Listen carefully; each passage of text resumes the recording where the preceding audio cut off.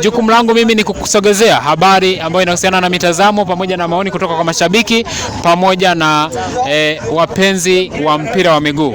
Pembeni yangu hapa niko na Mwananchi. Bwana, mambo vipi?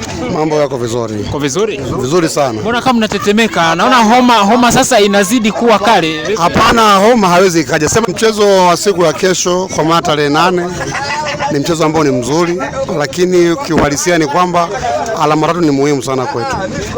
Tunaongelea ubora hata wa timu tulionayo. Yes, hakuna kitu kingine, kwa sababu hata ukiangalia kocha cha Simba, ukiangalia kocha cha Yanga, ni mbingu na ardhi. Yanga tuko vizuri kabisa. Yes. Yani kwa maana kwamba ugumu, Simba hajawahi kuweka ugumu sana kwenye Yanga. Hilo ni kuambia nalo tunaukae nalo, kwa sababu Simba muda wote ni kama mlenda kwetu. Tunateleza tu.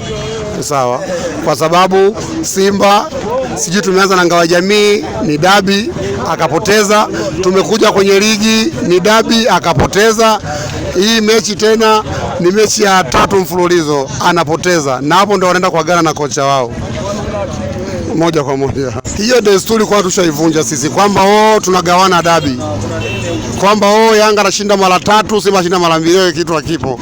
Ubora wa kikosi cha Yanga ndio kinachoamua matokeo, hakuna kitu kingine.